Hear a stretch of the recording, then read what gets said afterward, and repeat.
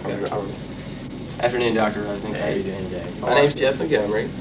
I'm a new sales rep with Takeda, the product that we're selling.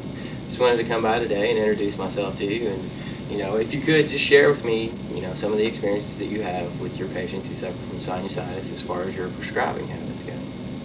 I use a combination of stuff, but my favorite is the 7. Now, why is it? Why, when you go into the sample closet there and you're looking for, a drug to give to your sinusitis patients, what are the benefits?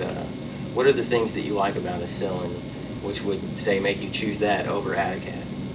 Well, Acillin, I've got a lot of experience with it, so I've seen good results. I've seen a good heal rate with my patients on it, and it works. So, all right. Well, like I say, I am new, but just wanted to bring up a quick point to you about heal rate with Atacad. Okay. So you can see right here, it has a 92% heal rate. And what that means for you and your patients is that with QD dosing, it's a 7-day therapy. More patients are going to be likely to, stay on that, the one pill, not going to forget, and there's less likelihood of failures because they're going to complete their course of medication. And also, an 8% relapse. So by, staying on the medication all the way through, the reoccurrence of them having to come back in, suffering from this because, they didn't finish out their course of treatment. So that's one of the benefits that we have there. Also with 92, that means, 9 out of 10 in a 7-day time period are going to be, better, which is amazing, especially within this class. Not only does Atacad, treat sinusitis, but it's also the broadest coverage in the class as far as laryngitis and pharyngitis as well. Okay. So the next time you have a patient, coming in, got a problem with sinusitis, would there be any reason that you would see, based on the information that I've given you, that you would not prescribe Atacad for them? For any patient, I would say, depending if they can afford it or not. So cost is a factor, right? Doctor, I understand, cost is an important thing, but again, with that 8% relapse rate, Atacad is a little bit higher, but because it's only 7 days, one time, one pill a day, you're going to stay on it, finish it, less likely to come back in. I think Acillin has a 38% reoccurrence rate, so they might get 6-7 days into it, feeling pretty good, they go off the medication, it's going to relapse, it's going to hit them again. So where originally, it's a little bit cheaper in the long run, it's going to be a little bit more. And also, you need to pick whatever's going to be the best for your patient. Hopefully with the information that I've described here to you, you can see that Atacad is that. Okay. No problem. Well, Dr. Resnick, I thank you for your time. Thank you. Appreciate it.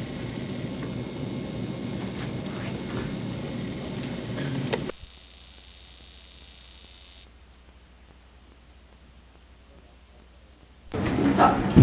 Hey, Dr. Price, how are you doing? Great, how are you? No, I'm doing great.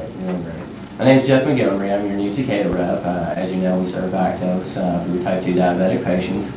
Just gotten back in town from a 2-week training course up in Chicago and learned a lot of great information. And some of that I would like to share with you today, if that would be possible. And I want to thank you, for taking the time to sit down with me and just let me go over a little bit. Doctor, I don't know if you're aware of this, but I'm sure you are, that 92% of all type 2 diabetic patients suffer from insulin resistance. Insulin resistance is detrimental to your type 2 patients later on in life. Let me show you this chart here real quick. Initially, we have impaired glucose tolerance. What's going on in the body is that insulin resistance is creeping up. The muscle cell is saying, I'm starving, I need food, I'm hungry, I'm hungry, I'm hungry. What happens in the pancreas is to keep up with that, it immediately starts pumping out more insulin. So it's saying, I'm trying to keep up with you, I'm coming, I'm coming, I'm coming. In the meantime, the liver down here, it's kind of, doing its own thing, but slowly but surely it starts to creep up because it's trying to compensate for the hungry muscle. It's going to kick out more glucose and say, I'm trying to throw you some food as well. 10 to 12 years down the road, we have full-blown type 2 diabetes. And what that means is your insulin resistance is at 100%. It's maxed. None of the insulin that's being pumped out by the pancreas is allowing glucose to enter those cells. It's in default. Fasting blood glucose is on a constant rise because the liver is trying to throw sugar to it. The muscle's starving, the liver's throwing out glucose for it, but the pancreas has said, I've had enough, I'm backing down. you've lost 50% of your beta cell function, and that's according to the UKPDS. Now, doctor, when a patient comes into your office and is, showing symptoms of type 2 diabetes, what is the first line of medication that you typically treat with? I actually prefer to use sulfonylureas because I worry that the blood glucose levels are going to be too high, so that's what I prefer. And doctor, I'll agree with you 100% on the blood glucose levels as far as being, a problem that needs to be taken care of. What I'm going to share with you though is when you add a sulf, it's an insulin secretor. So, remember your pancreas here that's 50%? You take a sulf, it's going to kick out more. You're like overworking the pancreas. It's like kind of driving a car without any oil or water. Yes, it's going to work for a little while, but eventually it's going to burn completely out on you. According to this study here, the UKPDS, which was a double-blind study, they looked at metformin, sulfonylurea, and insulin in type 2 patients as monotherapy. Now, you saying you're prescribing sulfonylurea, initially you're going to see an A1C drop, which is good. We're pulling those blood glucose levels numbers down. That's excellent. But after a while, it starts to creep back up because of the pancreas beginning to burn out. Now, the good thing with Actos is that when Actos is taken, it binds to the PPAR gamma, which allows insulin to slide inside the cell. Let me just show you one thing right here real quick.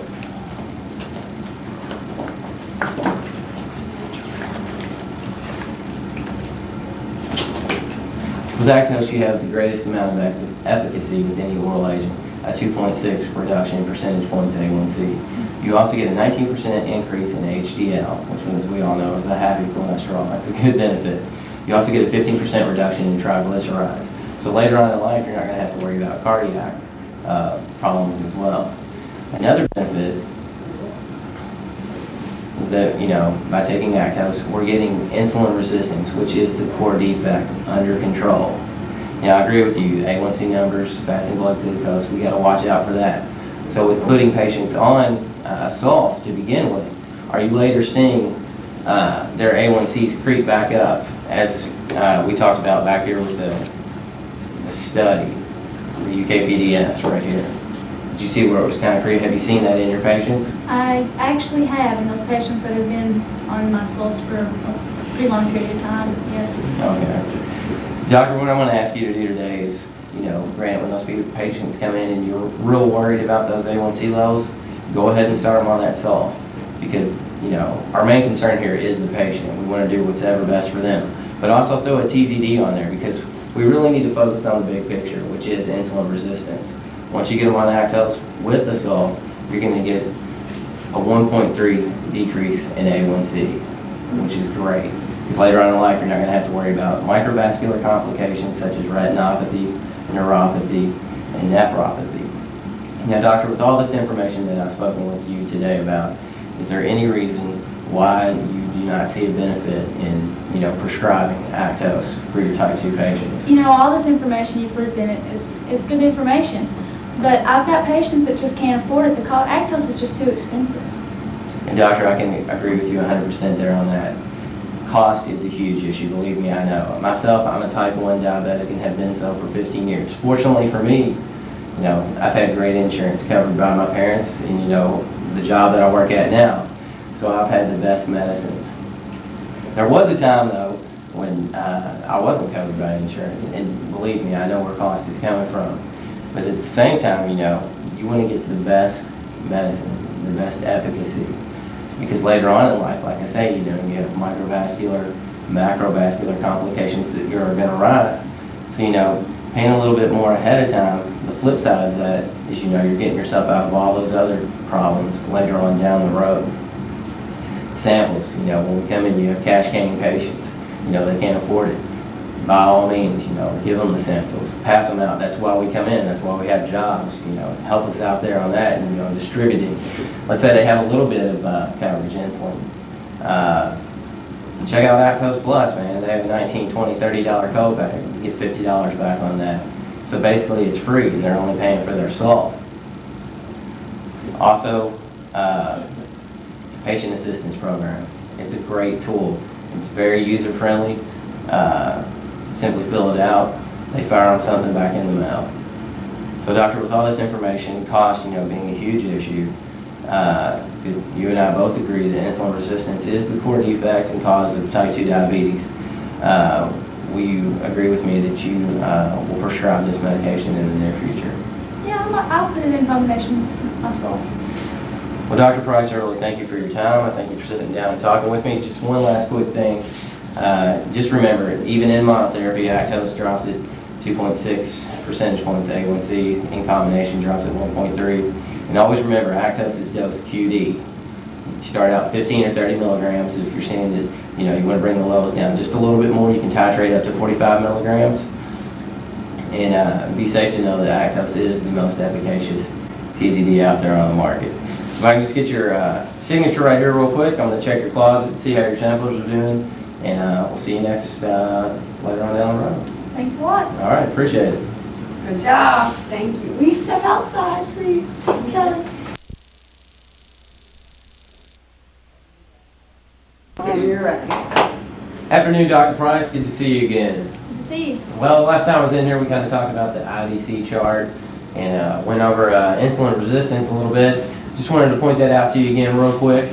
As you well know, insulin resistance in type 2 diabetic patients is out of control. The muscle's starving for food. It's really hungry. Pancreatic functions drop 50%. It's tired of pumping out insulin because it's not getting into the cells. Fasting blood glucose, hepatic output from the liver is increased as well. Since the last time I was in, you said you kind of understood that insulin resistance was a core defect. Have you had any opportunity to place more patients on Actos? Yeah, I've placed a few more patients on Actos. A few more patients on Actos? Yeah. What's your primary line of medication though right now? I actually prefer metformins. I think that metformins, do just as good a job at insulin resistance. So you that's what I believe that prefer. metformin is treating insulin resistance? Yeah. Is that safe to say? Yeah. Doctor, I just wanted to share with you real quick. Here's a nice chart that was put in the New England Journal of Medicine, and it kind of breaks it down here as far as the different oral anti-diabetic medications go. As you can see here, metformin directly decreases hepatic glucose output. So when that muscle cell is insulin resistant and saying I'm hungry, metformin is just going to decrease the amount of glucose that's being pumped out by the liver. It's not really targeting insulin resistance. I don't know if you know this, but I was going to point out that the only effective ways to battle insulin resistance, number one is diet and exercise. If you can get somebody, to watch what they're eating, work out a little bit, cell becomes permeable and the glucose is able to get in. This is the real world. That's not going to happen most of the time, so we have to add on a pharmacological agent. Actos, according to the New England Journal of Medicine, has been proven to directly reduce insulin resistance. Now what that means is when, let's say you sit and type 2 patient sits down and begins to eat a meal, because they have Actos on board, the glutes are going to the edge of the cell and is allowing glucose to come in.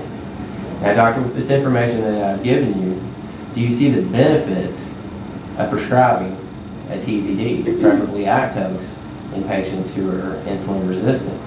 Yeah, I can see that. I wasn't aware of the metformin thing. The other rep that came in pretty much laid it out that it was to treat insulin resistance. So that's pretty interesting. I'm glad to find that out. All right. Well, Dr. Price, can I get your commitment the next time that you have a type 2 patient that comes in displaying signs of insulin resistance, maybe, you could do a head-to-head yourself and say, instead of placing them on the metformin at first, I'm going to go ahead and throw them on a TZD. Sure, I'll do that. Is there any other reason besides the A1C reduction or treating insulin resistance is why you're using metformin? No, I totally thought that was that it was treating that defect. All Yes. right. Well, Dr. Price, I thank you for your time. I look forward to seeing you next month. Thanks again. Thank you. Good job. Yeah. All right. Now that was good. All right, Kelly, will you step out?